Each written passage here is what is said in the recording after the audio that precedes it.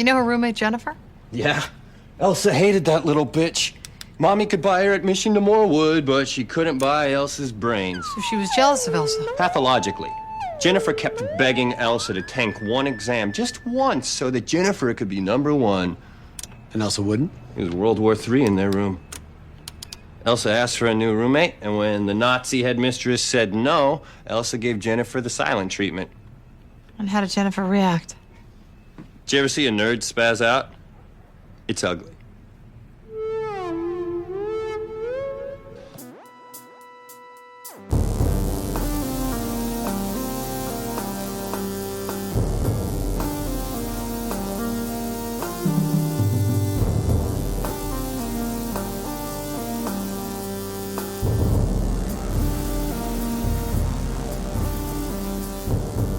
In New York City, sexually based offenses are considered especially heinous. These are their stories. Hey guys, welcome to Munch My Benson. My name is Adam. I am in a very sunny but cold and breezy Galveston. Joining me on the line is Josh, who appears to be recording in a cave somewhere in the far north. How's it going up there, man? We got some snow last night. Nice. It was supposed to be like 6 to 8 inches, but it looks like most of the snowfall missed the cities, so that's cool. Yeah. Gonna go up and see the family in St. Cloud tomorrow. So I'm gonna do that, but that'll just be a day trip. Yeah. It's not that far. Do you remember how to drive in snow? It's been a minute, hasn't it? It's it's been a really long time. Yeah. I mean, I'm sort of the, at this point, because I'm not used to it, I'm just going to be driving slow. Yeah. Which is, it's hard to overload or hard to override my predilection for not driving slow. Yeah. But let's see. You been up to anything, Josh? I smoked a cigar last night, of all things, and it kind of has me feeling like shit. I haven't smoked in anything in a very long time, and I forgot how it kind of can make you feel like shit the next day. Yeah, no, I haven't been up to a whole lot. I watched the newest Adam Agoyan and Ken Loach movies that are on Criterion. Okay. Yep. Nice. So they were fine. Yeah, not spectacular, just fine. So should we jump into this? We have kind of a wild, I guess it's wild. I don't know. I don't know what to think about this episode, honestly. So maybe we should just get to it and then we can start talking about it, because I am of the impression that the first 12 minutes of it were a great episode, and then the last 12 minutes didn't even need to be in it. And so I'm kind of all over the place about what's going on here. Yeah, it's definitely an episode that does not let you... I got to decline a FaceTime call. It's definitely an episode that does not feel like it's of one show. Yeah. Like it is not a single vision for an hour of television. Yeah, that's for sure. So it's called Hothouse. It is season 10, episode 12. I believe. And I'll just fire up the recap. An elderly Tai Chi Chuan student spots a body floating in the Hudson River. It belongs to a young girl sporting a number of healed scars, cigarette burns, and a Russian Orthodox cross, so obviously the detectives from SVU assume she must have been a trafficked sex worker. Using some fairly futuristic-sounding bullshit, Warner is able to ascertain that the girl was originally from Ukraine. A tip from a sex worker's advocate leads them to a former prostitute working in a laundry who in turn fingers her ex-pimp. For a few brief moments, we get a really fun storyline as Benson goes undercover as a Chicagoan madam looking to service her jet-setting clients with some all-too-fresh faces. Sadly, the pimp knows the victim. And she's not a trafficked sex worker. No, she's a child prodigy who is attending the Morewood School. The victim was one Elsa Lichkoff, a 14-year-old brainiac who's already been accepted at MIT, who tortures a brilliant child and then dumps her corpse in the Hudson. Elsa's roommate, Jennifer Banks, tells the detectives that Elsa was so smart she didn't even need to study, that she'd sneak out all the time dolled up in illicit slutwear, and that she'd never spoken about the burns and scars that were covering her body. Benson and Stabler head over to Queens to talk to Elsa's parents. The mother is understandably weepy and sad, but the father is very intense, pacing around, chain-smoking cigs as he tells the detectives how Elsa was a child prodigy just like him. Dad's career as an aerospace engineer had crashed and burned, though, and Elsa's sister Katrina arrives at the station to describe his brutal pedagogical techniques, including beatings, exposure to cold, and forcing his daughters to kneel on rice grains for hours at a time. SVU thinks they have a slam dunk case against Mr. Joseph Litchcock. Oh shit, hold on a second. I got a weird call. This is Jim Rockford. At the tone, leave your name and message. I'll get back to you. Jimmy, this is Angel. Listen, I got this new pad right over by the Hollywood freeway, and some friends are coming. Borrow your record player. Seems like I don't have to work this week. Snow day. Yeah, our boat got condemned by the Fire Protection Inspection Service, so we have to get our fire protection equipment replaced. That's fun. Yeah. All right. So where was I? I know where we are. SVU thinks they have a slam dunk case against Mr. Litchkoff after he attempts to beat himself to death with an interrogation room wall, but Finn discovers he couldn't have possibly been the killer, as he'd been losing money in Atlantic City at the time of Elsa's death. The investigation then turns back to Morewood, which leads them eventually to Danny Burke, a former Morewood student who dropped out and now lives the sweet life playing the theremin in a dump in Newark. Danny has a lot of pent-up issues regarding his time at Morewood, but he is able to help the investigation considerably. The roommate, Jennifer Banks, had been lying. The leather and lace had belonged to her, and she was deeply jealous of Elsa's intellectual gifts. Jennifer's chess ambitions have to be put on hold. God damn it. What did I fucking write this for? Okay, so... Okay. I haven't had a chance to edit mine for the next one, so I'm worried. So I wrote this at like 7 o'clock in the morning today. Yeah. So Jennifer's chess ambitions have to be put on hold after she admits to following Elsa to the ferry, where an argument with Elsa turned violent. Jennifer stabbed Elsa with a pen before beating her head against the ferry's railing and dumping her corpse into the Hudson River. For some reason, there are still 12 minutes left in this episode. They are filled with an unnecessary interjurisdictional squabble between the soft-hearted SVU team, who is trying to get Jennifer off, or at least into some sort of, live-in psychiatric facility, and a New Jersey ADA who's out for rich girl blood. When Benson discovers that Jennifer would stay up for days on end, hopped up on Provigil, the Jersey ADA grants Jennifer an insanity plea, and though she walks, we are left with a kids in New Jersey are ungodly monsters Dick Wolf. There's kind of a lot going on because it really feels like 3 completely different episodes. Oh, for sure. Jackie actually had a Dick Wolf. Oh, nice. Because when she was watching, she immediately uttered, "Fuck you, bitch," for bringing that up at the end.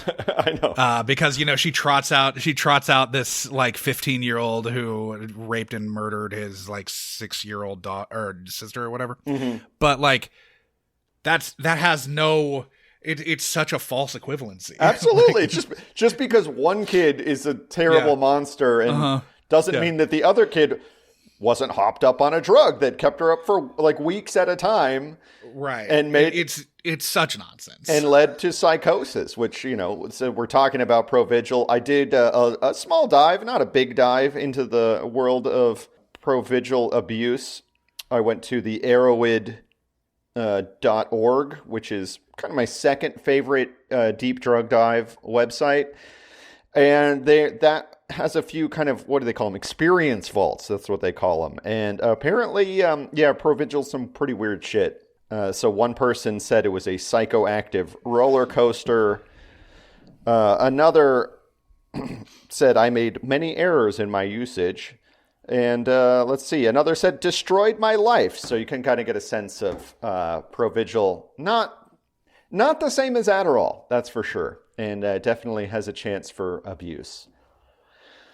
Now, I suppose we should start with the IMDb pages, and then we can get into to some of the crazier shit that I got into on this one. But I think that we need to start with George Tassudis, because for me, that's the father, Joseph Litchcock. For me, he was, in some ways, the most recognizable character in this. I swear to God, I've seen this guy in a million different things. And yet when I look, I mean, I have, but he's always played small roles. He's basically always the like Eastern European mobster or like Eastern European political operative. When they're not being played by Misha Kuznetsov, who is also in this episode. Right, of course. But Tassudis has very little biographical data online, and Dugan was able to hound some out, but I had very difficult time. I had to find, I was going on Ancestry websites, looking up surname data. No, I went to his agency page, and he can ride a horse and do shit. Mm-hmm. He trained as an actor at the Academy of Film and Drama in Sofia, Bulgaria. Yeah, there you go. He can speak. I don't have the page up anymore, but I know he can speak Bulgarian, Greek, Macedonian. To be fair, Macedonian is very close to Bulgarian, as I understand it. Yeah. And there were 5 languages, not counting English, that he could speak. Well. He also says that he can do a Swedish accent, a German accent, English with a Swedish accent. I was like, okay, are your accents just all the same though, and we're dumb? I can't tell the difference between a Swedish person speaking English and a German person speaking English. I would say that in this episode, I heard about 5 different stabs at a Ukrainian accent, and his was clearly different from some of the other ones. So I don't know. I don't know which to believe. Yeah. Having worked with a fair number of Ukrainians here in Galveston, I don't think any of them were quite spot on. This was at the meatpacking plant? No, I did not work at a meatpacking plant, but there was a time, and I want to say it's kind of, it was before the Trump presidency, but there used to be this thing where Galveston was swimming in Ukrainian immigrants who would work at the restaurants. There's still a couple left, but the Vietnamese place that we go to, everybody that worked there was Ukrainian. I mean, when you go to a Vietnamese place, what you want is an entirely Vietnamese entirely Ukrainian staff. And I think it was because, so Galveston has it's not like a one-horse town, but let's say Tillman Fertitta owns a lot of it. And I want to say that Tillman, and this is kind of speculation. Does he have ties to Lawrence Fertitta? Is Lawrence Fertitta one of the UFC owners? Yes. Yeah, they're brothers. Okay, so Tillman Fertitta, he owns the Houston Rockets. He's like the son or grandson of the lieutenant of the Maceo brothers. So kind of like their, Tom. Why can I never remember Tom's last name? But they're Robert Duvall, basically, from The Godfather. The Maceo brothers were the Galveston kind of. They weren't so much mafia as they were illicit bar owners / gambling den owners. Exactly. And somehow ended up with way more money in the long run than they ever ended up with. They were, in turn, kind of lieutenants of the New Orleans Mafia that might have had a hand in assassinating a president, allegedly. Anyways, so from my understanding, that Trump would do this too, where you hire Eastern Europeans to work in your hotels because it seems classier, and because they're white. And they're willing to work for dog shit wages, just like people from Latin America or Africa or wherever else that you're getting your semi-documented workers from. Yeah. So some of them are more legal than others. On temp work visas. Exactly. But that you can basically, garnish their wages for all of the living expenses that you're, overcharging them for. Exactly. So there was a lot of blue and yellow pride here in Galveston back when the fucking Ukraine, Crimea, nonsense kicked off a few years back. But That was kind of a digression, I suppose. I guess let's get back to IMDb. Yeah. Okay. So, really, first off, who we should really be hitting is Sarah Hyland. She's playing Jennifer Banks. This is her second appearance on SVU. Her first appearance was in the season 3 premiere, Repression, in which she played the youngest daughter in a family who Shirley Knight victimizes as a therapist who ends up implanting false memories of sexual abuse in children. In this episode, she is 18 in real life. Oh, okay. And she's about to get cast as Sarah Dunphy for an 11-year run on Modern Family. Yeah. She had just finished a run as a recurring character on the short-lived Candace Bushnell adapted series for NBC, Lipstick Jungle, where she played Brooke Shields' daughter. More recently, she played Lisa Houseman in the made-for-ABC remake of Dirty Dancing. I totally forgot that was weird.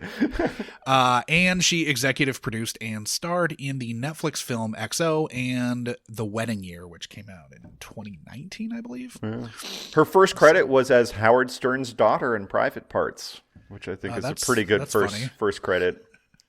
So then moving down the line, we've got Aya Cash. She's obviously the next most recognizable. She's the sister Katrina. Yes, she's playing Katrina Lichkoff. She got her BFA from the Guthrie program at the University of Minnesota. Yeah, interesting. Which is the same school I went to.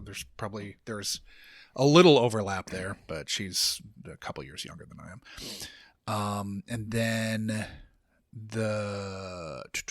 she was. Most people would know her as Stormfront and The Boys. Yes. Cool people would know her as Gretchen from You're the Worst. She was also Joan Simon in Fosse Verdon, which is funny because Juliette Brett was also in Fosse Verdon, and Juliette Brett is playing Elsa Lichkoff. Yeah, she was also, back to Aya Cash, she was the Occupy Wall Street rep who gets roasted on air in the newsroom, and she was Sherry in the Joe Swanberg, like, Chicago hipster anthology show on Netflix, Easy. Nice. Yeah. So then Juliette Brett playing Elsa Lichkoff. When she was in Fosse Verdon, she was playing Nicole Fosse from ages 12 to 17. And she was 25 when she was cast in that part. She was also in 4 episodes of Red Oaks as Tabitha, which I watched the show, but I do not remember. And then she showed up in season 10 for an episode of The Walking Dead. It's a weird standalone episode that serves as an origin story for Alpha and Beta, featuring virtually none of the main cast. I stopped watching The Walking Dead during season 2, so I have no frame of reference for what any of that fucking means. Yeah. To me, the high point of the series was that just absolutely bizarre Cholos episode, I guess I would call it. Oh, and I was like, what the fuck is this? It's also like that's in the middle of a 6-episode season, and they burn through a bunch of plot that they should have stretched out longer. Yeah. Presumably for budgetary reasons, but they burn through a lot of plot and then like have a fucking complete nonsense like Cholo episode, and you're like, what the fuck are they doing? Yep. Yeah, I'm not a fan. I don't know how it's been on because I was like, this is dog shit. I don't know how it was like the highest rated show on TV for a long time, or on cable at least. We live in a terrible country. Yeah. So Eric Gores is playing Brian. He has cerebral palsy in real life. Oh, okay. He studied at the Strasberg Institute. I didn't mention them. There was a series of these these smart guys that just spend all their time doing experiments at the he's a chemistry nerd. Yeah, he's the chemistry nerd. Yeah. So, all right. I don't know how I stumbled across this, but he's the son of billionaire private equity vulture Alec Gores. Interesting. Who made his fortune on leveraged buyouts with the Gores Group and owns the 13th largest home in the LA metro area. He's owned it since 1998 when he purchased it for a mere $3.05 million, which is less than 10%, but it's less than 10% of its present value. You can actually go fuck. I closed the tab, but I think it's 49 Beverly Circle. Okay. Or Beverly Park. 49 Beverly Park. And you can do a virtual tour of the home. It's absurd. Back to Eric, the billionaire's kid. He's the chemistry nerd. He obviously, doesn't have a lot of acting credits, as you might expect. He's been EP on a few features, including 10 Years, which was like a 10-year high school reunion movie with like Oscar Isaac and Jenna Dewan and Channing Tatum. And then he was also the EP of Johnny Frank Garrett's Last Word, which featured Mike Doyle. Yeah. The last actor I have a note on is Will Rogers, who's playing Danny Burke. He had a bit part in Hearts Beat Loud, which was fucking great. I've seen that movie like 6 times, which is absurd because it's like 2 years old. But yeah, the Nick Offerman and his daughter have a band movie. Yeah.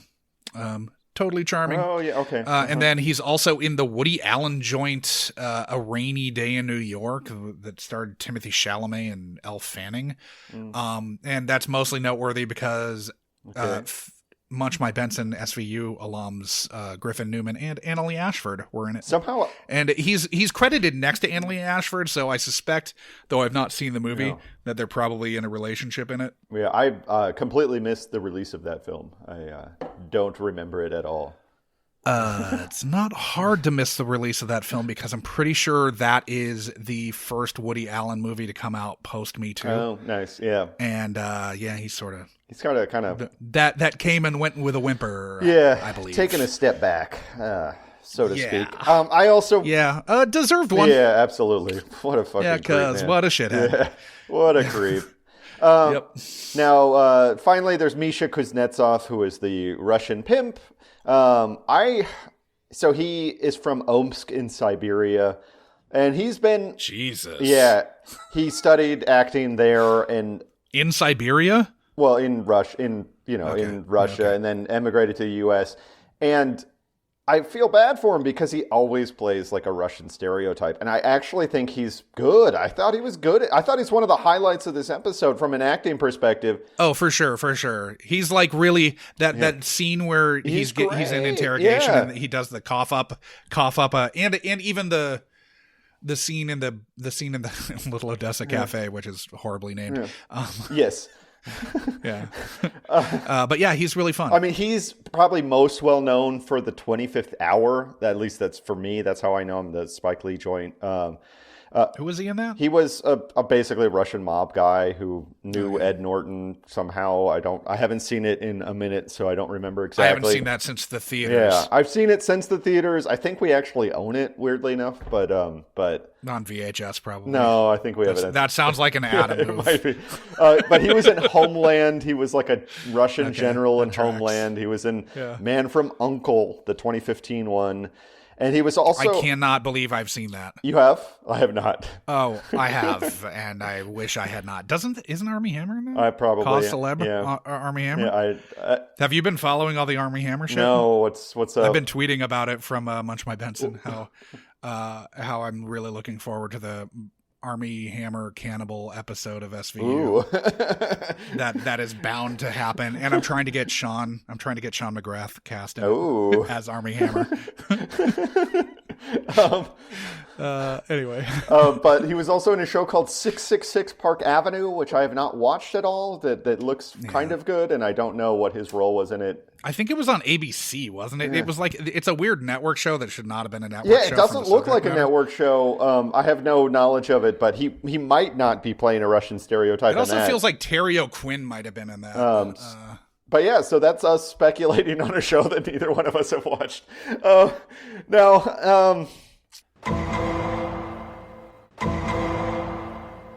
There is some pretty interesting New York shit, and I don't know if I should get to it now or wait a little bit because let's hold off a little bit and get into the episode. Well, it dovetails nicely with the cold open.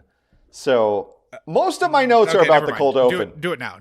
So first off, we start off with these people doing Tai Chi, and we'll start with where they are first. So where they are is the West Harlem Piers. You can tell that based on the just the geography of the stuff that's around them. I was able to find it pretty quickly because you can clearly see the George Washington Bridge in the background. And then just a little bit of like going forward, you come to this area where, it's like a park area with these kind of angular piers sticking out into the water. And that's clearly where they were. My immediate question is, since we know they get into tide tables because this turns into season 2 McNulty. Yes. Warner is basically McNulty from season 2 of The Wire. Yes. Making tide tables put a body on someone else's fucking books. This is where I went. Oh yeah, for sure. So if that is where you're saying it is, that is nowhere near where the Staten Island ferry, or no, what ferry? So there's I a thought we were on the Staten number. Island ferry, but There's a number of ferries that go from Manhattan to Jersey. Now, okay. There's one that would work if they went to Edgewater, which is directly across, essentially from the the West Harlem Piers. That might work given the way the tides work. Now, I did some research on this. I deal with tides all the time and currents. And so I actually kind of understand how they work. Charts? And I know how to find current charts. So current charts matter more than tide charts in this case. Okay. And so the Hudson River is an estuary. What that means is that is basically the mouth of a river that is still affected by tidal flows.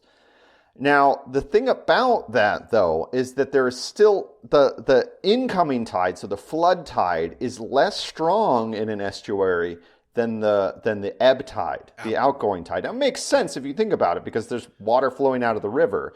But still, it's hard to find historic current charts. I'm sure I could find them if I actually called somebody at NOAA, but I didn't go that far. So I'm just essentially using a similar date from this year. So I'm looking at actually December 14th, 2021. And they're not going to change that much except for the time of them. But essentially, you've got about 5 hours between slacks. So currents they flood. That means they come in inbound for a while until eventually it slacks, where it's not moving at all. And then it ebbs.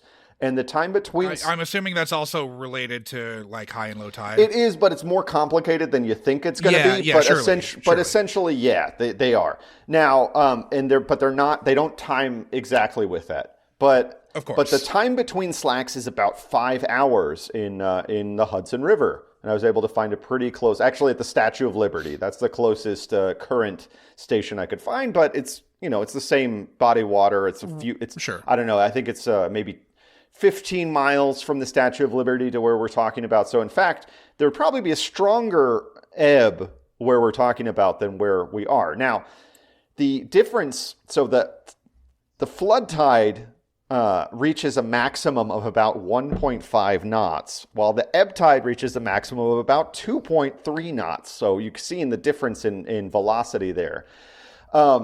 We are talking about a distance from where they state that the body went into the water, which is off of Hoboken, of at least 5.5 miles. So I found where the ferry terminals are in Hoboken. There's 2 in Hoboken, and I'm going with the one that's more upstream to give them a little bit more credit.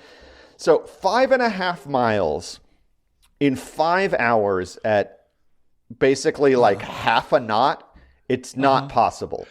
No. And in fact, she would be making more outbound progress than she would be making inbound progress. So if they had her living what's his name, Burke, living in Edgewater, in Edgewater, it would have made sense because that is slightly upriver from the Harlem Piers. And so she would have kind of gone around in circles until she eventually wound up on the shore there. But she's not going upstream 6 miles against regular ebb tides. So that's my polemic there. There's no way it could have happened. I call shenanigans on the SVU tide chart readers. I mean, they clearly need a better tide expert on staff. Also, so I have another. If you're listening, Warren Light. So this is not. Adam's gonna be a New Yorker for season 24. This is not nearly 23. my last note on the cold open. This is just the most detail that I went into. No, I have multiple. I have 3 notes in the cold open. So, as somebody who has sadly found a floater being a dead body in the water from a job that I've worked at before, That's not how bodies float in the water. No. We see Elsa's body supposedly like floating, hovering on the top of the water with maybe an inch of her body below the water line. That's not how it works. No, it looks kind of like a volleyball covered in hair from my experience. There's also like the chest is the only thing, or the chest, because of all the gas that's built up, is kind of the only thing that's buoyant. I think that might matter on like timing of it. I know the guy that I found was not in the water very long, and his head was the only thing up. But I think it might change as time goes on. It's pretty gnarly to think about, but. Yeah, we both actually kind of have an odd amount of body in the water experience. I've got quite a few notes about this open. Okay. So the Tai Chi instructor says, let your chi flow. Does anybody remember the next form? Old lady says body in water. Tai Chi instructor is like, no, snake creeps down. And the old lady's like, no, I mean, there's a body in the water. And so, like, it does play funny at first pass. Yeah, it's funny.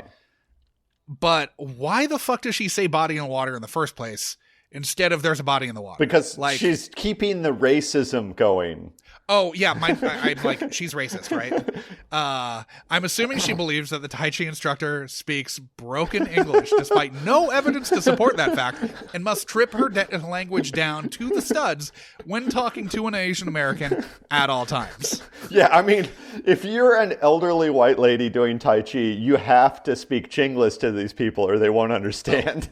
Yeah, for sure. And so, like, but I mean, we've both seen bodies in the water. Yeah. Like, no one says body in water. That is not what you would not ever say body in water. So she has to be racist. It's a throwaway laugh line, but yes, clearly racist. Also, I would say dog shit instructor, because they didn't go to Snake Creeps Down as their next form. I did a fair amount of research into the Tai Chi forms, and it appeared as if they were doing the standard 24 form Tai Chi. Now, there's a few different I assume versions. that having seen Roadhouse, that I'm a Tai Chi expert. Essentially. I've seen it a lot. Essentially. As you should. You should be watching it right now, listeners. Yeah. Oh, yeah. Like, after you finish the podcast, if you have not seen Roadhouse, you need to. So, for those who are not aware, Tai Chi is it's a martial art, but also an exercise, and it is kind of regimented. You go through these forms, and the whole idea of this kind of meditation is that you're trying to perfect your execution of these forms and the way you transition between them. Now, it appeared to me, as a non-Tai Chi expert by any means, I've been to one class for Tai Chi, so I kind of understood somewhat the lingo of forms. And then I dropped out, but whatever. But it appeared to me, looking through evidence online, that they were transitioning from white crane spreads its wings to brush knee push. So not nearly snakes creeps down, which is a very distinctive form, which looks almost like a squat, but with one leg out straight. Where you kind of have your heel on the ground, toe pointed up, and you have your hands kind of above your head, almost like you're doing the C from YMCA, but straight up, is how I describe it. It's like one of the things you think about with Tai Chi, besides, like old, elderly Asian people in the park at dawn. Right, right. Okay, so why the fuck was she found? Why was Elsa found only wearing her underwear? Because it's SVU and she's 14 years old. That's why. But you're just like, okay, like, I didn't think anything of it when I was watching it the first time, but when I was watching it the second time, I'm like, wait, she's only wearing her underwear. There was no sexual assault. No. There was nothing. But it was a big time. I said, thanks, SVU. I guess we're meant to believe that this freak Tide tore her clothes off, but not her underwear. Yeah, absolutely. Yeah, there's like a fucking tsunami that dragged her up there. Left her shirt on, but pulled off her pants or, whatever she was wearing. Yeah. Jesus Christ. Okay, so after all that, they get some information and end up going to Grace. They go to Warner, and then so they go to Warner, sends them off to the expert. So you could totally tell that Warner, like somebody read. There was like a news story about carbon dating crystalline proteins in the eye in 2008. And sure, there were Danish researchers confirmed this technique in January 2008. So it's totally, there's like a news piece about it. And one of the show writers just wrote it down. Yeah, they saw it on Channel 1. Yeah.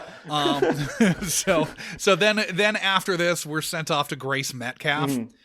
And I'm just like, holy shit, this is such an exposition dump. Yeah. Like, it's from the 3:33 mark to the 4:43 mark, a solid minute 10, where she is doing the thankless job of just unpacking the sex trafficking trade, because we need to have Liv undercover by minute 6.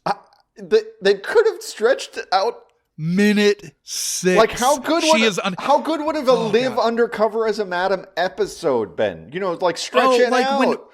When I read the capsule for this episode, I was like, oh, this is going to be fucking awesome. Yes. And then like when it's minute 6 and she's undercover, I was like, holy shit, they are not wasting time. They really weren't wasting time, but they could have. They could have wasted a lot more time. They could have built up to that a lot, and they really didn't. Yeah, they I mean, seriously, Finn and Liv walk in as you sees to Little Odessa Cafe at the 6-minute mark. I will say they look fantastic. They do. I mean, Finn, I totally bought him as some muscle in that. He was bringing it. Liv, I mean, she looked great. She looked fantastic. I should have done a word count on the number of times they said girls from when they go to the shelter to Alik giving up, his knowledge that it's Lichkov. Now, actually, I'm going back because we missed somebody in the IMDb page rundown, and that is the woman who plays like the former sex worker who kind of got out and is working at the laundromat. Veronica, right? Yeah, Veronica. She's played by Gabriela Mordecai, who is she's Romanian.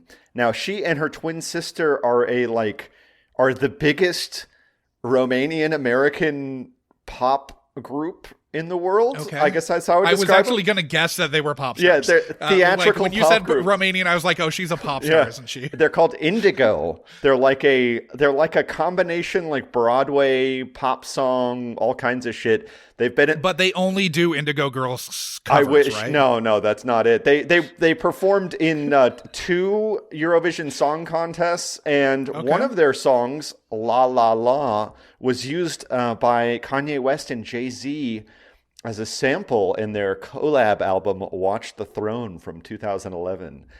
I've got that one. You do? Yeah. Yeah, I have it. Yeah, absolutely. So they're like big-time Romanian pop stars. And here she is reduced to putting on blue and yellow face for a SVU episode. I mean, I guess for your sake, at least you can drop in La La La. Yeah, well, yeah. I have to put in an Indigo track. Absolutely. Yeah, for sure. And not Closer to Fine. Oh, my God. Fucking nightmares. Yeah. So if we're being honest, the Little Odessa Cafe does not look like it should be called Little Odessa Cafe. There's nothing Russian about it besides he's drinking Russian standard vodka, which somebody took the time to figure out, what's a Russian vodka that's, not Stoli.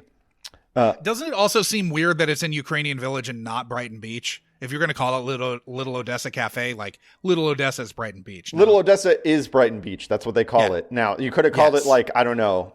I don't know what a diminutive in Russian. Not that Ukrainian Village isn't obviously a place where this could be, but you wouldn't call it that, right? Like, because just it's geographically confusing. It is confusing because people would say, "Wait, Little Odessa? That's in fucking Brooklyn." Yeah. And like we already went over all of this Little Odessa shit back in Russian Brides, which we did in episode 36, not very long ago. What I think is funny is it took them in Russian Brides a long time to make the jump to sex workers when they found that woman's body. In this one, even though she wasn't a sex worker, that's immediately where they go.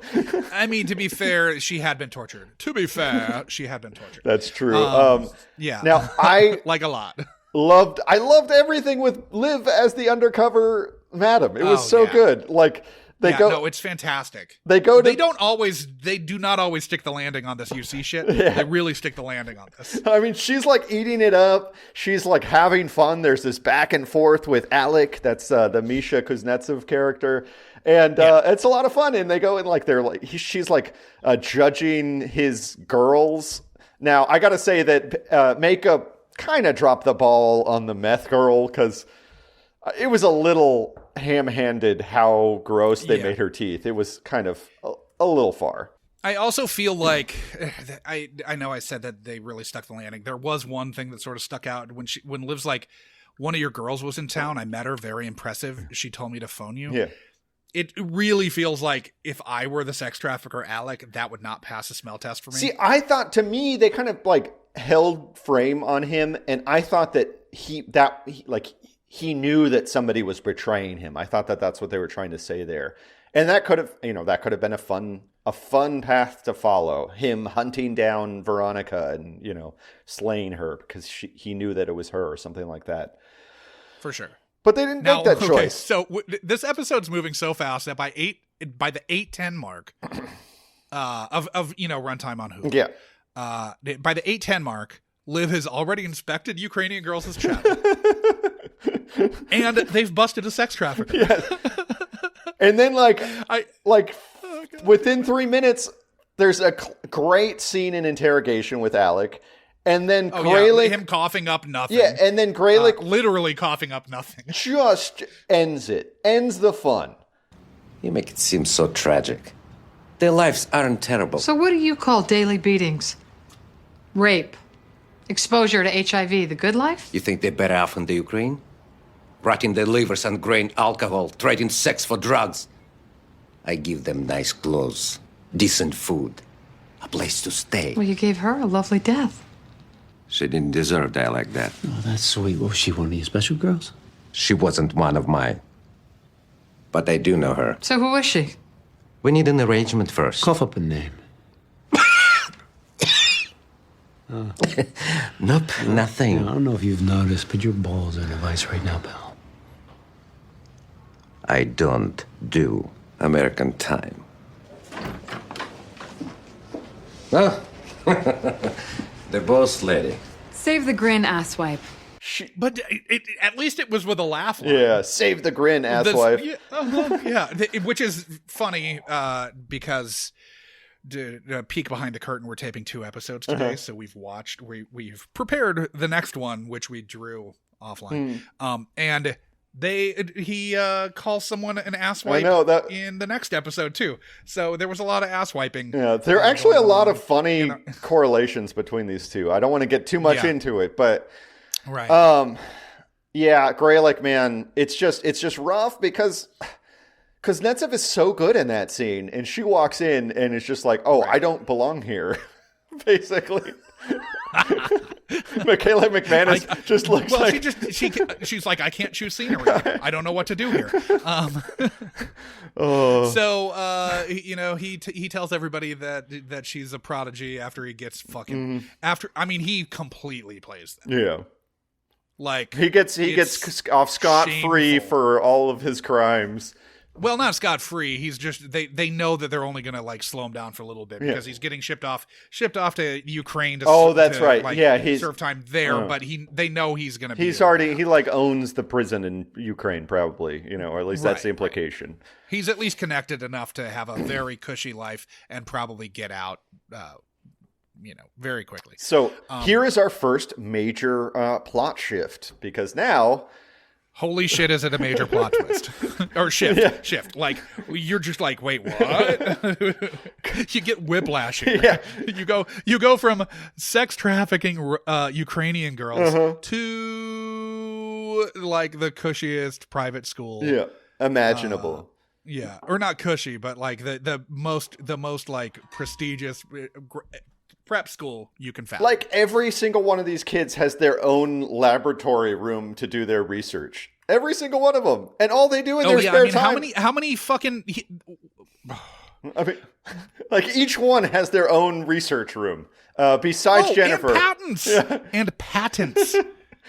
Besides Jennifer, of course, who is forced to live in the shadows of her nemesis. She got her prize for her research in dense triangle-free graph conjecture. I tried reading up on triangle-free graphs and did not understand anything I read. It's been like, I used to be okay at math, you know? Like, I was on a team that went to state for math team. The only year I did it was my senior year.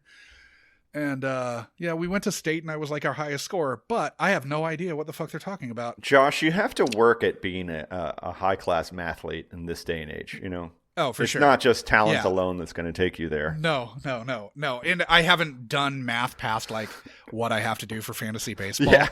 I haven't done math in 20 years. So, I love that both the headmaster and Jennifer claimed that Elsa and Jennifer were best friends. And it's just like heads up ass as much, especially the headmaster. Like, you are not plugged in. What a fucking bitch. Anything. Yeah. So, you know, the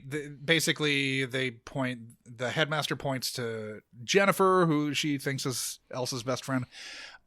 They go into the room, they're interviewing Jennifer about Elsa, and, you know, she says that she was, you know, sneaking out and slutty. The duffel bag. Yeah. It's weird, right? It's not as disturbing as a lot of the other sexualization of minors that they do. But, I mean, we are meant to see that very sheer thong. Thong that's like fish, that's like tight wound fishnet, essentially. We're meant to see that and think that a 14-yearold's wearing it. Yes. 14-year-old's wearing it. And like it. the way Benson is like, you know, kind of like gripping it between her fingers and feeling the fabric. It's like, it's I think gross. we're meant to think that Benson's wearing that. It's gross. Yeah. It's totally gross. Which I'm okay with Benson wearing that. Like, she's an adult and she can make her own decisions. Yeah, that's fine. But Benson, like I don't know, kind of like I would totally watch an episode if she were wearing that too. But kind of anyway, like feeling the fabric of a 14-year-old's panties that she's already worn is kind of gross and weird. Yeah, and that she keeps in a duffel bag. So you're like, okay, I mean, gym bag stench is a thing. Yeah. Like, you presume that that's not getting cleaned routinely. Anyway, especially if she's going to get kicked out of school for owning it. Yeah, for sure. So when she goes to get the duffel bag, I don't know if you got a load of what was on the bookshelf, but I did. No. I couldn't make all of the books out on Elsa and Jennifer's shelves. The first shelf you saw was mostly textbooks, which made sense. Yeah. But the shelf above it, which was kind of out of focus, one of the books, the only one you could really make out, was Debt of Honor by Tom Clancy. Not exactly the books that teen prodigies are reading. No, it's the Jack Ryan novel that follows The Sum of All Fears sequentially, where a secret cabal of Japanese industrialists seize control of the Japanese government and wage war on the U.S. Jack Ryan ends up as president at the end of the book. Awesome. There is a 0.2% chance that either of those girls would be reading that book, and there's a 0% chance that was assigned reading. I love that, like the Japanese were going to replace us in the 90s. Man, I miss those times. I mean, not the racism against Japanese, but just, different era, Yeah, well, to be fair, they do own... Japan and China owns virtually all of our debt. Sure, but there was a time, you had a it was still like people old enough to have been born during World War II were sitting there like running things and thinking, oh, it's going to happen again. There was an ecosystem of Jim Belushi films where the factories getting closed down and shipped off to Japan. And that's not how it ended up working out. Are you trying to say that Gung Ho was a Jim Belushi movie? Is that what's going on here? I'm trying to remember which Jim Belushi movie I'm thinking of. I think I'm thinking of the one where he, hopefully it's Canine. Is it the one? Is it Bryan Brown or? It can't be Bryan Brown. It has to be. The rich man's Bryan Brown. Why am I forgetting his name? Michael Caine. Yeah, Michael Caine. Where Michael Caine is like a mystical barman who like lets him Mr. Destiny. Mr. Destiny. That's what I'm thinking of. Yeah, I'm thinking of Mr. Destiny. That's funny. The rich man's Bryan Brown. That I got is insane. Jesus Christ. I'm molting. Fucking hell. Yeah. All right.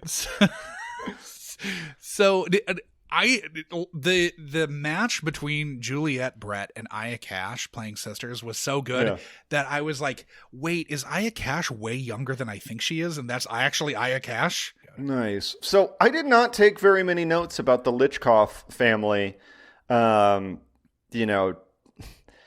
actually have I have some notes, but they're all small. Mom's accent was really bad, and every time they made her speak, I was cringing. It was so bad that I didn't even look her up. It was.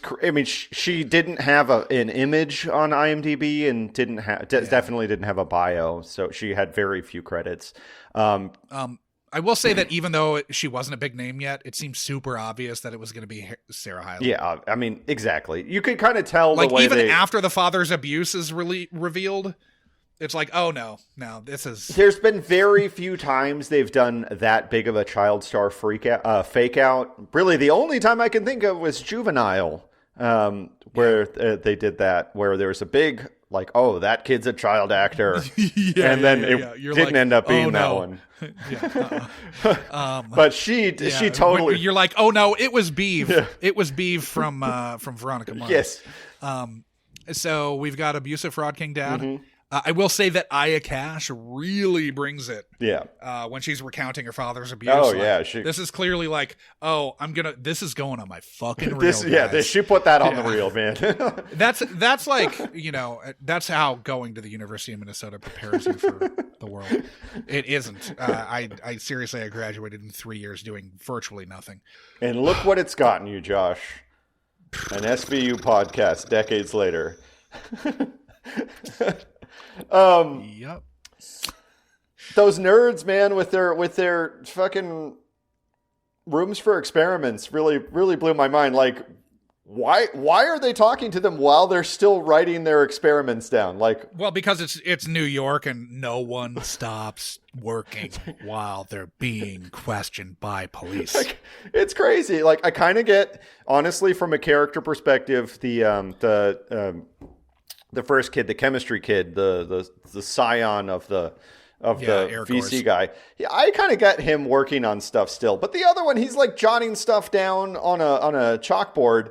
Yeah, it's like the shithead could be doing that on a goddamn notebook. Seriously. He doesn't need an entire lecture hall of like wall-to-wall chalkboards. He's not Einstein. You know what I mean? Even Einstein could have done it in a fucking notebook. He was just a clerk. He's not Josh Pice's dad's friend, Einstein. When Einstein was a fucking customs clerk, do you think he had like rooms full of chalkboards to jot his shit down? No, I don't think so. Bullshit. And the other one, like, what's the other one doing with TVs and fucking like fleas? I didn't buy that kid being a smart kid at all, frankly. No. I just wanted to scream a quote from a film that has been thoroughly canceled, and that is Nerds. That's what I wanted to yell at those dudes. Yeah. But the last kid says, Elsa was into older dudes, not pervy like you, talking to Finn. Yeah. I thought that was pretty funny. And then we go meet the dude Burke in. Does that happen before or after her father beats his head into a cinder block wall? Man, I can't remember. I don't even remember. Because we do need to talk about something with Joseph braining himself on cinder block. When that happens, I think it's Cragen who rushes in. I didn't rewatch to get that detail. Yeah, Cragen rushes in to kind of help and he says, Benson. And he says, we need a bus in here, right? Yeah. Or something to that effect. Yeah. This leads right into a message that we got from a listener, Marissa, and I'll leave her last name out just in case she cares about privacy. She reached out like 2 months ago, and it's taken 2 months from when the last episode dropped where someone screamed that they need a bus. I think it was probably unstable. Okay. So she reached out and she was like, cops should know better than to just holler out somebody call a bus. Which is true, because they should be designating a specific person to do this. As Leslie Claret on Patriot would say, that's rote. Yeah. 101, man. That's what you do. Yeah. So, like, both you and I have been CPR first aid certified for many times. I've been for multiple jobs. Yeah, many times. Yeah, for sure. And this is completely basic shit. Yeah. Like, this is absolutely, like, when you're the first on a scene, this is what you're supposed to do. It's like the second thing you do, basically. Yeah. The third thing you do. Yeah. And you depending. designate a specific person to do it because, like, okay, the closest analog I have to this is, like, when I'm on set and I need a PA to do something. You don't, like, call out on walkie and just ask for a PA to do something without designating which PA of course. Yeah. should be doing that task, because it's not going to fucking get done, because everyone's going to assume that someone else is doing it. Yeah, exactly. But yeah, absolutely. There's unis in there. It's a fucking police station. The unis have a, like... I will cut them a little slack on this specific instance, but I also have watched like 4 other episodes of SVU in the last 3 days. They call for a bus 3 different fucking times in the other ones, and they non-specifically just scream, somebody call for a bus. Well, like, and in a police station, you assume that, someone's actually going to hop to it because everyone is sort of trained in, well, actually they aren't, because we did cover that in a different episode. Oh, I remember. It was the Anthony Rapp, Jane Krakowski episode, which we covered in Bound, Matricide by Proxy. That was the one where we discovered that no NYPD detectives do not actually have particularly good first aid training, surprisingly enough. Oh, yeah. That's correct. Yeah. Okay, yeah. Okay. But yeah. So, like, you're thinking, but at the very least, like, in the police station, even though they're not CPR first aid certified or trained at all until, 2019, I think was the first point at which they were. Fucking shocking. Or maybe it was 2017, but it was something insane like that. Yeah, still, they would hop to and actually, like, call a bus. Yeah, you'd think there wouldn't be looking around. There wouldn't be looking around and, like, hoping, twiddling your thumbs, hoping that someone else is doing it. Yeah, because you at least are, like, used to responding to emergencies. Anyway, so, Marissa, point inserted into the podcast. Yeah, to me, that scene kind of reminded me of season 2 of Twin Peaks, when Leland Palmer basically beats himself to death inside an interrogation room. It's a great scene. Yeah. It's one of the highlights of season 2. When of which there are not many. Oh, there's a bunch. It's just there's also a bunch of bullshit. Ben Horn. There's so much Ben Horn bullshit where he's reenacting Civil War battles in his office. I'm failing to see what the problem with that is. There might be some issues with James going on a motorcycle ride into like Idaho or something. That's fucking terrible. But regardless. Okay, anyway, so moving on. Danny Burke was fun. Yeah, Danny Burke was great. I loved him playing the theremin while they're talking. Yeah. He had some really kind of like fun lines. You ever see a nurse spaz out? There's a lot of like damning the man and fuck Morewood, man. Yeah. Like I feel like he needs to get over high school, but whatever. Yeah. I get it. Lots of people don't. Yeah, I get it. No, it's true. Especially one that seems so fucking weird, like that one, where basically everybody's a hyper-graphic overachiever. And they're paying kids to be fucking to like basically make the school look better.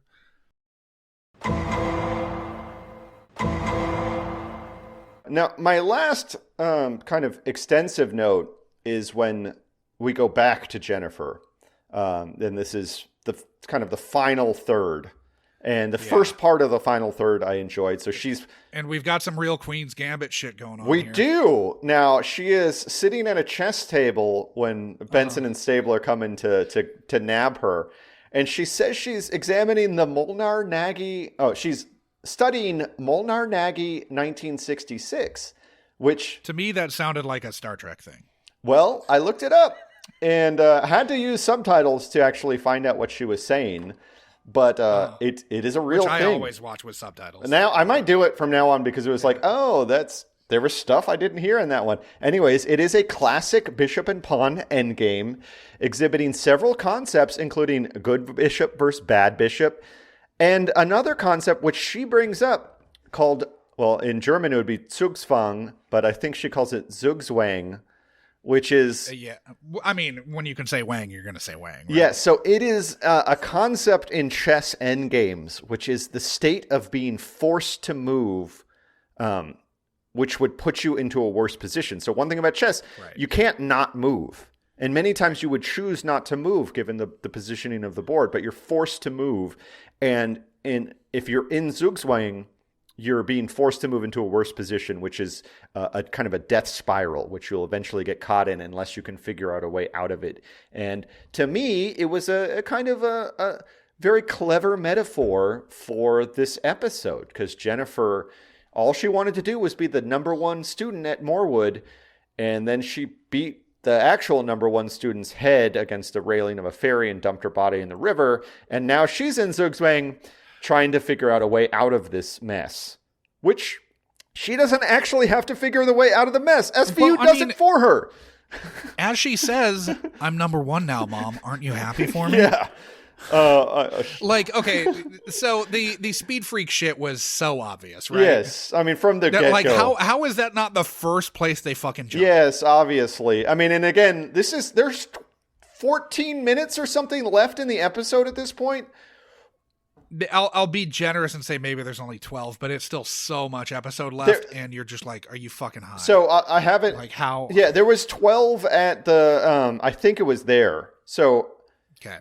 No, yeah, it was 12 at the point she gives up the goose and confesses to murdering Elsa, which is that's a whole lot of episodes. That is a lot of episode there. Especially for an episode of SVU that is 3 episodes of television again. Yeah. So the third episode is this shit going back and forth to New Jersey, trying to convince the New Jersey ADA to have leniency on this girl who brutally murdered her classmate. Yeah, there's a lot of weird, I guess I would say atypical perp advocacy here. Yeah. Yeah. It's pretty strange to see them, and yeah, I don't want to spoil too much of what the next episode. I know. But yeah. There's a lot of weird. Yeah. Anyway, but what I will say is that the SVU has a type that they think can be redeemed, right? And there are others that they do not think can be redeemed. Yes. And Jennifer definitely fits the type, which is pretty white. To be I'm saying to be fair so much, and I watched the new season of Letterkenny, so yeah, like whenever I say to be fair, I'm thinking to be fair. Anyway, so fuck, to be fair, I did watch another episode of SVU because of the next episode that we're covering. Okay. And they were being advocates for a non-white. Okay, well that's nice. Perp who was also victimized. So I will say that it's not entirely along color lines. Okay, but though it does feel like that. But there's probably a large degree of confirmation bias working like that we're operating with. I think you're probably right. It's just funny to call it out sometimes because it is just Jesus Christ, man. Like, you don't always think that these people aren't monsters. And she did a horrible thing. Oh, yeah. So I really only have one note left. My last note is 17 hours of sleep without sleep is the equivalent of a 0.05 BAC. Okay, interesting. Because that's what Warner has said. That recent studies have shown that 17 hours without sleep is the equivalent of having a 0.05 blood alcohol content. Which my immediate reaction to that was, Jesus, I was buzzing for all of college. Yeah. Was it the Hungarian Spring? I mean, I almost never had more than 4 hours of sleep for all of college. That's not very much, Josh. Does that explain everything? God, how do I say that guy's name? Sorry. This immediately has me thinking about the Imre Nagy, that was his name, which the fucking No. He was Charles Nagy's father, I presume. No, so okay, I'm thinking that the chest shit might be a reference, another reference to Imre Nagy, he was the prime minister of Hungary before the Hungarian revolution was crushed in 1956 by the Soviets. And one of the sort of famous things that happened in that is that he was, I think, if I'm getting this right, if I'm remembering correctly, he was basically forced to stay up for a week on end by the KGB, and eventually read a statement kind of disavowing the somewhat liberal reforms that they had been enacting that led to the crackdown. And it's an example of sleep deprivation, mind control. So maybe that's a deep reference there, but maybe it all just is kind of, what would you call it? Syzygy. I think you might call it syzygy. I have no more notes, really. Okay, let's fucking get to rating this. Yeah, so we rate and review these episodes. We do it on a 4 criteria, 10-point scale. We do quality, the guests, how problematic it was, and the depth and breadth of lives ruined. So I guess let's go back to front. So depth and breadth of lives ruined. There's a lot of kids at Morewood that have to have their, confidence shattered a little bit by what happened, right? I mean, the star pupil in your school doesn't get brutally murdered and everybody's normal after that. Right? I don't know. I mean, they're all so self-absorbed that maybe they would be normal after that. It's true, but they only care about their own shit. But think about the reputation of MIT that isn't going to have this, budding Einstein going through it. Fuck MIT. Yeah. That's where my father graduated from. Yeah. Let's see. But who cares? Yeah, who cares, really? Exactly. Who cares about the reputation of MIT? They're fine. Yeah. So we do, and I mean, Jennifer is as fine as you can be for brutally murdering your roommate. She's going to spend 7 years or something supposedly. In a hospital setting. So not that bad there. Elsa's dead. Katrina, the sister, she's probably the most lasting damaged person. Yeah. Or maybe the mom. Yeah, or the mom, I guess. But yeah. I mean but the mom, there's complicity with the mom. Absolutely. Sort of. Yeah. Yeah. So I don't know. The dad's fucked. The dad is totally fucked. But okay, so is he brain dead? Did we ever get an answer no, on that? Did he beat himself to death? He's fucked one way or the other, though. Think about all the Ukrainian working girls, though, that. That's true. Probably, I don't know, what state are they in? Are they getting deported? Are they getting sent to another laundromat where they're going to hide out from this guy? He's going to find them. He's going to track down Veronica when he gets back. He knows who did it, I think. For sure. So what do we call this? A 6 or something? It's above average. Somebody died. Yeah, that's fair.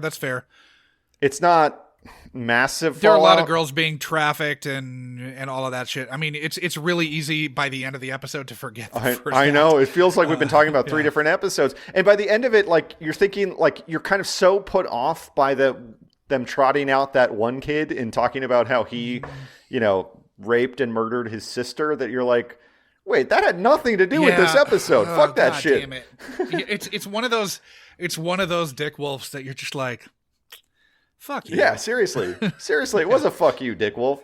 Yeah. Now, was it problematic?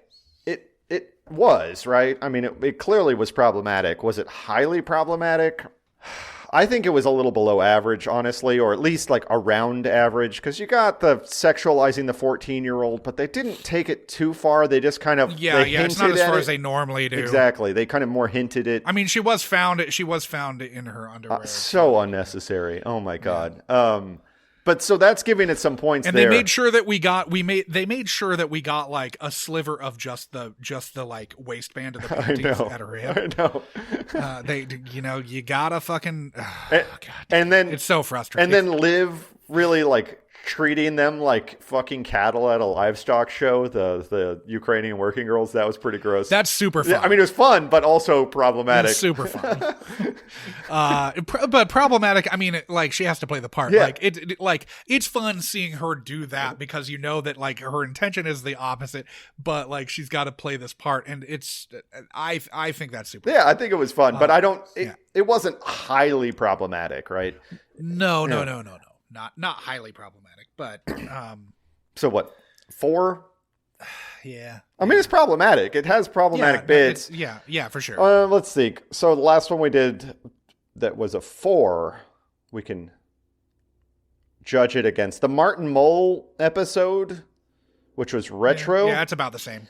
I mean, that one was like more disturbing. Well, that was mostly anti-Gambian. Yeah, that was really anti-Gambian propaganda. That's what the problem there was. Okay, so 4. We'll call it a 4. Okay, 4's fine. 4's The fine. guests. I thought the guests. Personally, I thought Misha Kuznetsov was the best guest, although Asa Cash was also good. Aya Cash. Sorry. Aya Cash was also quite good, but I thought some of the rest of them were a little irritating, frankly. Yeah, I mean, the Sarah Hyland sort of has like a thankless job to do. There's a lot riding on her being a tweaker. Yeah. And once you find out that she's a tweaker, it's like, oh, that's her deal. Yeah. Yeah, and like I think she does it, well enough. It's not like she gets to put in the work that you would if you were in a feature or something like that. Yeah. But for a guest spot where you're getting, I don't know, 8 to 10 minutes of screen time. Yeah. I think it works for the most part. I don't think it. To me, the guests don't really stand out though in this one. No, not at all. Aside from Kuznetsova. Yeah, but again, the small bit. So yeah. What are you going to do? Do you have a number for it? I don't even know. Like 3. Yeah, that sounds about right to me. We had 3 in the one with Shirley Jones and Beverly D'Angelo, and I think it's the same. It's coming at it from a slightly different angle, but kind of arriving at the same spot. And like Aya Cash is underutilized too. I mean, not that she was a name at this point, but still she's good. And they when she's doing stuff, she's really good in it. But I mean, she's in it for 2 minutes. Right. So okay, the overall quality, it can't be very good. It wasn't very good, but there were parts of it that were a lot of fun. Yeah, like I don't know how you. It's probably a 3 or 4. Yeah. Like, I thought it was better than Melancholy Pursuit, which we just watched, which we gave a 3. So I would say 4. Maybe a 3.5. What do we have at 4? Do we have any 4s that we feel are discernibly better than Let's this? check it out. So the Martin Mull, Paula Malcolmson one was a 4. I think that one was better than this. I don't know. That one was also wildly uneven, and there was all the kid acting. Yeah. The really bad kid That's acting. true. Dearly Beloved, the Shiri Appleby, TJ Tyne one was a 4. I think this is on par with that, Yeah. probably. Is there any other 4s that we have? And then finally, we have the Christopher Evan Welch, Jennifer Esposito, Remorse. Oh, it's super weird now because Jennifer Esposito is her second character that she did is now engaged to Finn. Weird. Yeah, totally as weird. of the 4th episode of that Barba episode, the Barba comeback episode. Finn is engaged with Jennifer Esposito now. Good for Finn. Yeah, for sure. Okay, I'm happy for you, Finn. So okay, that gives it as a 4.25, which that seems about right. It seems about right. It kind of slots in just underneath the Nick Chinlin, Ty Burrell episode we just watched, Execution. In some ways, I think it's better than that one. And overall quality. Yeah, but it also doesn't. What was the overall quality that we had for Execution? That was though? Like a 3, exactly. But it was very problematic with the necrophilia shit. So it comes out ahead on that. So okay, yeah, 4.25. That makes sense. So I guess we've been kind of alluding to the fact that we have another episode to do in a minute. So let's roll it so everybody knows which one we're talking about. Yes. So the next episode, which was drawn on episode.lol, We can drop in Bill and Ted here. Woo. I hate that shit or whatever the fuck they say. I hate that part. I hate that part. Yeah. I think it's what they That say. is what they say. Yeah. So next episode is season 7, episode 21. It is Web. When an 8-year-old propositions a male classmate, Stabler and Tutuola are called in to investigate the case and soon learn that Jake Winnock's father spent 7 years in prison for molesting his older brother Teddy. DNA tests clear Gregory Hansel of abusing his son, but implicate Jake's older brother, whom detectives soon learn has been running his own personal internet pornography site. Taru Tech Ruben Morales joins the detectives in their search for Teddy after he goes missing, but his own guilt about his nephew's molestation after being raped by an online predator he met using the computer Morales had given him colors his judgment when dealing with one of the suspects. This episode that we have both seen features Connor Paolo. Yep. In his second appearance on Munch by Benson. Yes, yeah, going back to, he was in episode, covered in Juvenile, which we did in episode 5, I believe. Something about a twerp perp. Yeah. Perfect victim for a 90-pound twerp perp. He is the 90-pound twerp perp. He really is. And that's an episode from season 4, so this is like 3 years later, and they're reusing him already. This also obviously heavily features Joel De La Fuente as Ruben Morales. And then it features in a weird throwaway part Kate Mulgrew. Yeah. Captain Janeway. Yeah. Totally throwaway part, but she is in it. Yeah. She's good in the handful of seconds that she has in the episode, but you're just like, wait, why is Kate Mulgrew in this, and why is she in it so little? Guys, if you don't remember Webb, I highly recommend watching it because it is something else. It is it's it's a wild ride. It's really out there. No, it's something. So it is definitely honestly, when I thought of the kind of scale, the ranking system, this is one of the episodes I had in mind because it's just like that episode is so fucked. It really is. Okay, so you're in for a treat. Yeah. Let's until next week. Do your homework. And until 5 minutes from now. Yeah, do your homework, Munchies. We'll see you then.